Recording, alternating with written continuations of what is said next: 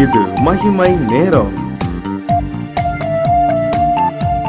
இயேசு கிறிஸ்துவின் இனிதான நாமத்தினாலே உங்களை மறுபடியுமாக இந்த வாரத்தின் இறுதி நாளிலே வாழ்த்தும்படியாக கொடுத்த ஆண்டவர் கொடுத்த கிருபைக்காக நான் ஆண்டவருக்கு நன்றி செலுத்துகிறேன். இந்த வாரம் முழுவதுமாக நாம் நம்முடைய கடமை என்ன என்ற தலைப்பின் கீழே வேதத்தின் அடிப்படையிலே நாம் சிந்தித்து வந்தோம். இந்த 7ஆம் நாளிலும் கூட நம்முடைய கடமை என்ன என்று சொல்லி பார்த்தால், மற்றவர்களை கனம் பண்ண வேண்டியது நம்முடைய கடமை என்று சொல்லி வேதாகமம் சொல்லுகிறது. ரோமர் 13ஆம் அதிகாரம் 7ஆம் வசனம், யாவருக்கும் செலுத்த வேண்டிய கடமைகளை செலுத்துங்கள், எவனை கனம் பண்ண வேண்டியதோ அவனை கனம் பண்ணுங்கள் என்று சொல்லி வேதம் சொல்லுகிறது. எல்லாருக்கும் செலுத்துறதுக்கு கடமை இருக்கும். யாரை கனம் பண்ணணுமோ அவளை நீ கனம் பண்ணணும். அது உங்கள் மேல் விழுந்த ஒரு கடமை. மற்றவர்களை கனப்படுத்துவதும் நம்மேல் இருக்கின்ற ஒரு கடமை என்று சொல்லி இந்த வசனத்தின் மூலம் அறிகின்றோம். வேதம் இன்னும் கூட வேதம் சொல்லுது, கனம் பண்ணுவதிலே ஒருவருக்கொருவர் முந்திக் கொள்ளுங்கள் என்று சொல்லி, மற்றவர்கள் நாம் கனம் பண்ணுவதிலே நாம் எப்படி இருக்கிறோம் என்பதை சிந்தித்து பார்க்கும்படியாய் இந்த வேத வசனம் நமக்கு கற்றுத்தருகிறது. நாம் யோசிக்கும் பொழுது மனிதர்களெல்லாம் அநேக வேளையில் நாம் கனம் பண்ணுகிறோம்ல. நம்முடைய குடும்பத்தில் வந்தவர்களை, இல்லை நம்முடைய பாஸ்டர்ஸ் நம்முடைய வீட்டுக்கு வந்தாங்கன்னா நம்ம அவங்கள கனம் பண்ணுறோமா? நம்முடைய பிள்ளைகள் அவங்கள கனம் பண்ணுறாங்களா யோசித்து பார்ப்போம். மற்றும் கனம் பண்ண வேண்டியது நம்மேல் விழுந்த ஒரு கடமை. அதே நேரத்தில் ஆண்டவரையும் நாம் கனம் பண்ணுகிறோமா? நம்ம எல்லா இடங்களிலும் எல்லா நேரங்களிலும் நாம் அவரை கனப்படுத்த வேண்டியதும் நம்முடைய கடமை. வேதம் சொல்லுது, நான் பிதாவானால் என் கனம் எங்கே என்று சொல்லி ஆண்டவர் கேட்கின்றார். பாருங்க, அவரை கனப்படுத்த வேண்டியதும் நம்முடைய கடமை. மனிதர்களை மாத்திரம் கனப்படுத்த வேண்டியது நம்முடைய கடமை அல்ல, நம்முடைய ஆண்டவரையும் கனப்படுத்த வேண்டியது நம்முடைய கடமை என்று சொல்லி வேதம் நமக்கு கற்று தருகிறது.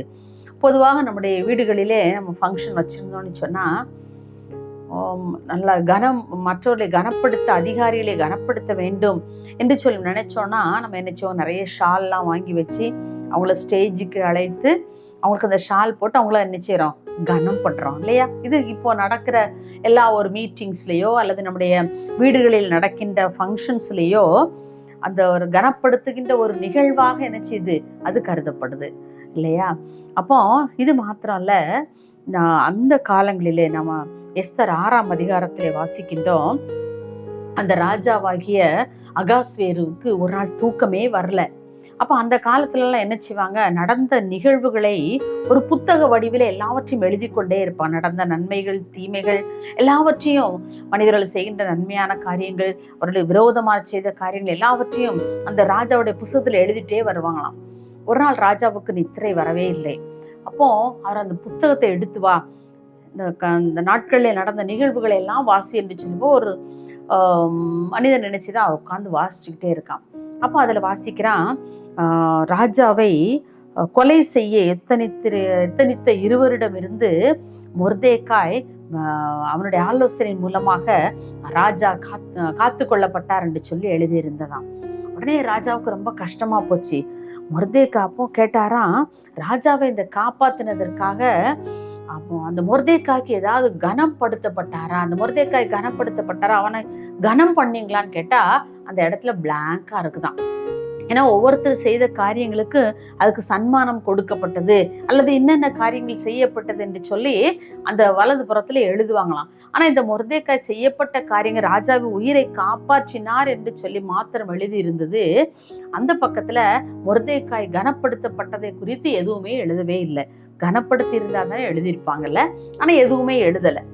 அப்போ உடனே ராஜா கேட்டாராம், ஏன் இந்த மொர்தேக்காய் என் உயிரையே காப்பாற்றி இருக்கிறார, அவருக்கு ஏதாவது கனப்படுத்தப்பட்டதான்னு சொன்னா இல்லை என்று இருக்கிறதுன்னு சொல்லி ராஜாவுக்கு ரொம்ப கோபம் வந்துருந்தான். பாருங்க, ஒரு மனிதர்களே ராஜா தனக்கு உதவி புரிந்த ஒரு மனுஷனுக்கு அவன் கனப்படுத்தப்பட வேண்டும் என்று சொல்லி மனிதர்கள் விரும்பும் போது நம்ம யோசிப்போம், நமக்கு எவ்வளவு கிருபைகள், எவ்வளவு நன்மைகள், எவ்வளவு ஆலோசனைகள், எவ்வளவு ஆச்சரியப்படத்தக்க நம்முடைய காரியங்கள் எல்லாம் ஆண்டவர் நிறைவேற்றி தந்திருக்கிறாரே, நாம் அவரை கனப்படுத்துகிறோமா?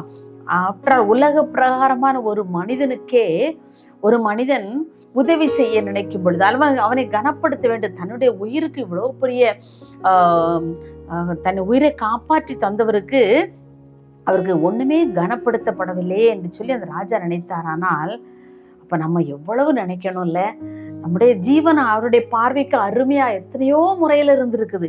நம்ம எங்கெல்லாமோ டிராவல் பண்றோம், நம்ம ஒழுங்கா தான் நம்ம போயிட்டு இருக்கோம் நம்ம நினைப்போம். அன்னைக்கு நான் கேள்விப்படுகிற அநேக ஆக்சிடென்ட்ஸ் பாருங்க, நாம ஒழுங்கா போயிட்டு இருக்கிறோம், ஆனா நமக்கு முன்னால வர்றவங்க பின்னாடி வர்றவங்க அவங்க மூலமா ஆபத்து நம்மை நெருங்கி கொண்டிருக்கிறது. ஆனா அவருடைய பிள்ளைகளை ஆண்டவர் எவ்வளவு நேர்த்தியாய் பாதுகாத்து கொண்டு வருகிறார். எத்தனையோ நோய்கள், எத்தனையோ பலவீனங்கள், எத்தனையோ கஷ்டங்கள், அவற்றின் மத்தியிலையும் ஆண்டவர் மிக நேர்த்தியாய் நம்மை நடத்தி கொண்டு வருகிறாரே. நம்ம அவரை கனப்படுத்துகிறோமா? அவருடைய ஒவ்வொரு நாளும் நம்ம அதிகாலையில் எழும்பி அவருடைய சமூகத்தில் இருக்கும் பொழுது அவர் ஒவ்வொரு நாளும் நம்மை சமாதானத்தினாலும் சந்தோஷத்தினாலும் நாம் நிரப்புகிறாரே. நம்ம அவரை கனப்படுத்துகிறோமா? நம்ம யோசித்து பார்ப்போம். உலக பிரகாரமான மனிதர்களே நம்ம வீட்டுக்கு வந்த அதிகாரிகளே, உறவினர்களே, பெரியோர்களே கனப்படுத்தணும் நம்முடைய ஃபங்க்ஷன்ல அப்படின்னு சொல்லி நினைக்கும் பொழுது நமக்கு எவ்வளவோ கிருபைகளையும் நன்மைகளையும் பாராட்டி வருகின்ற ஆண்டவரை நாம் கனப்படுத்துகிறோமா? நம் ஒரு முறை நம்ம யோசித்து பார்க்கும்படியாய் நம்மை ஆண்டவர் அழைக்கின்றார். பாருங்க, ஒவ்வொரு நாளும் நாம் அவரை கனப்படுத்த வேண்டியது மிக எவ்வளவு ஒரு நம்மளை விழுந்த ஒரு கடமையாக நமக்கு இருக்கின்றது.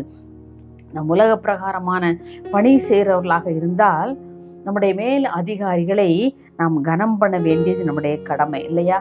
நமக்கு மேல் உள்ள அதிகாரிகளை நமக்கு அவங்கள கண்டா நம்ம என்ன செய்வோம்? விஷ் பண்ணாம இருப்போமா? இல்லை, கண்டிப்பாக விஷ் பண்ணுவோம். விஷ் பண்ணாமல் இருந்தால் அதனுடைய விளைவுகள் பின்னாடி நமக்கு தெரியும் இல்லையா? அதனுடைய விளைவுகள் வித்தியாசமாக இருக்கும். கனம் பண்ண தவறும் பட்சத்தில் நமக்கு பல இடையூறுகள் பல விதங்களிலே நம்மை சேரும் இல்லையா? நம்ம அதெல்லாம் யோசித்து பார்த்து நம்ம என்ன செய்கிறோம்? நம்ம கனம் பண்ணுறோம். நமக்கு நம்முடைய பணியிலே எவ்வளவு கவனமாக இருக்க முடியுமோ அவ்வளவு கவனமாக இருந்து நம்முடைய மேல் அதிகாரிகளுக்கு நாம் எவ்வளவு கனத்தை கொடுக்க முடியுமோ அவ்வளவு கனத்தை கொடுக்கிறோமே. நம்ம ஆண்டவரை யோசித்து பார்ப்போம். எல்லா மனிதர்களிலும் கனம் பொருந்தினவர் அவர். நாம் அவருக்கு செலுத்த வேண்டிய கனத்தை நாம் செலுத்துகிறோமா? எனவே நம்முடைய கனம் பண்ணுவது நம்முடைய கடமை என்று உணர்ந்து நாம் பிறரை கனப்படுத்துவோம். ஆண்டவரே, என்னுடைய வாழ்க்கையில நாம் ஒருவேளை கனப்படுத்துவதற்கு நான் தவறு இருந்தேன்னு சொன்னா என்னை ஒரு விசை கூட மன்னிங்க. நான் உண்மை கனப்படுத்த வேண்டிய விஷயத்துல நான் தவறு இருக்கிறேன், மனிதர்களை கனப்படுத்த வேண்டிய விஷயத்துல நான் தவறு இருக்கிறப்பா, என்னை ஒரு விசை கூட மன்னிங்க. நான் மற்றவர்களை கனம் பண்ணுவதற்கு நல்ல இருதயத்தை தாங்கன்னு சொல்லி நம்ம ஆண்டவரிடத்துல கேட்போமா? எங்களை நேசிக்கிற எங்கள் அன்புலே சுவாமி, இந்த வாரத்தின் இந்த இறுதி நாளுக்காக உமக்கு நாங்கள் நன்றி செலுத்துகிறோம்ப்பா. ஆண்டவர், இந்த வாரம் முழுவதுமாக எங்களுடைய கடமை என்ன என்பதை நாங்கள் சிந்திக்கும்படியான ஒரு வாய்ப்பை தந்தீங்கப்பா. அதற்காக உமக்கு நன்றி செலுத்துகிறோம். இந்த வாரத்தின் இறுதி நாளிலும் கூட மனிதர்களே கனம் பண்ணுவது, மற்றவர்களை கனம் பண்ணுவது எங்கள் மேல் விழுந்த கடமை என்பதை நாங்கள் சிந்தித்து பார்க்கும்படியா கிருபை தந்தீங்கப்பா. உமக்கு நாங்கள் நன்றி செலுத்துகிறோம் ஐயா. எல்லாவற்றுக்கும் மேலாக நாங்கள் உண்மை கனம் பண்ணுவதற்கு ஏற்ற கிருபைகளை எங்களுக்கு தாங்க. நான் பிதாவானால் என்னுடைய கனம் எங்கே என்று சொல்லி எங்களை பார்த்து கேட்கிறீங்கப்பா. உமக்கு செலுத்த வேண்டிய கனத்தை நாங்கள் செலுத்த எங்களுக்கு உதவி செய்யுங்க ஆண்டவரே. நாங்கள் மனிதர்களுக்கு செலுத்த வேண்டிய கனத்தை மனிதர்களுக்கு செலுத்த எங்களுக்கு பலன் தாங்கப்பா. நாங்கள் ஒருவேளை நாங்கள் அதை செய்ய தவறு இருந்தால் ஒரு விசை கூட எங்களை மன்னித்து ஆண்டவரே, உமக்கு செலுத்த வேண்டிய கனத்தை நாங்கள் செலுத்தவும், மனிதர்களுக்கு காண்பிக்க வேண்டிய கனத்தை நாங்கள் காண்பிக்கவும் கர்த்தர்களுக்கு கிருபை தரும்படியா ஜெபிக்கிறோம் அப்பா. அப்படியே ஜெபிக்கிற ஒவ்வொரு பிள்ளைகளுடைய வாழ்க்கையிலும் கர்த்தர் நீங்க பெரிய காரியங்களையும் ஆசீர்வாதங்களையும் அற்புதங்களையும் கட்டளையிடும்படியா ஜெபிக்கிறோம். நம்முடைய கரத்திலே தாழ்த்தி தருகிறோம். இயேசுவின் நாமத்தில் பிதாவே, ஆமென்.